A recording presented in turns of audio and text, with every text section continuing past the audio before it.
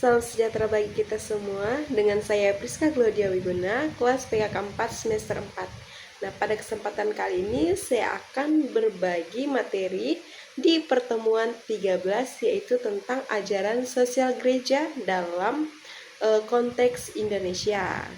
Nah, jadi ajaran sosial gereja itu adalah sekumpulan dokumen dan ajaran resmi gereja Katolik yang menyuarakan keadilan sosial, solidaritas, dan kesejahteraan bersama berdasarkan kitab suci. Nah, selain berdasarkan kitab suci, juga berdasarkan tradisi gereja dan juga dokumen magisterium. Nah, ajaran sosial gereja itu bukan ideologi politik, melainkan pedoman moral yang membimbing umat untuk hidup adil dan manusiawi dalam masyarakat. Oke, ada beberapa prinsip-prinsip dasar ajaran sosial gereja. Ada 5. Yang pertama itu adalah martabat manusia.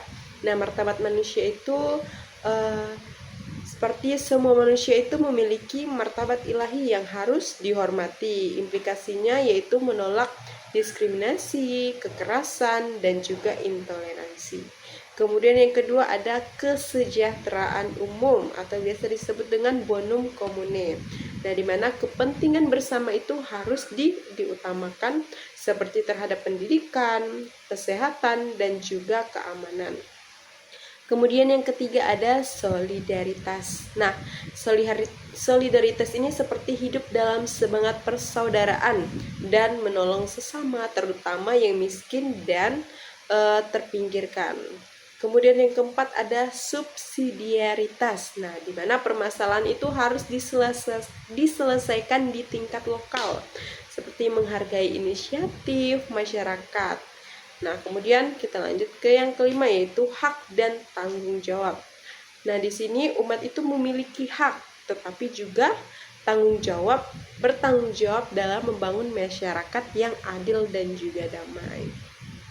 Oke, sekarang kita masuk ke ajaran sosial gereja dalam realitas di Indonesia.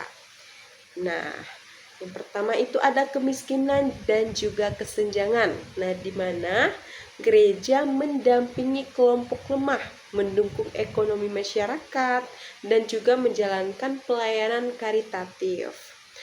Oke, kemudian yang kedua ada korupsi dan etika politik. Nah, di sini di mana ajaran sosial gereja mendorong politik yang bersih dan bermartabat, seperti menolak money politik dan penyalahgunaan kekuasaan. Kemudian yang ketiga ada lingkungan hidup. Nah, di mana ajaran sosial gereja itu menekankan ekologi integral dan mendorong pelestarian lingkungan. Kemudian yang keempat ada pluralisme dan juga toleransi, di mana ajaran sosial gereja mendukung dialog lintas iman, kerjasama antar agama, dan juga penguatan nilai kebinekaan sesuai semangat Pancasila. Nah, kemudian peran umat Katolik. Nah, umat Katolik itu dipanggil untuk menjadi garam dan terang dunia, terdapat di dalam kitab suci Matius bab 5 ayat 13 sampai dengan 16. Kemudian membangun budaya kasih dan keadilan. Kemudian yang ketiga ada terlibat aktif dalam transformasi sosial berdasarkan iman Katolik. Oke, jadi ajaran sosial gereja itu harus dihayati dan diwujudkan dalam tindakan nyata. Nah, dalam konteks Indonesia, ajaran sosial gereja itu menjadi kekuatan moral untuk membangun masyarakat yang adil, damai, dan menghargai martabat manusia.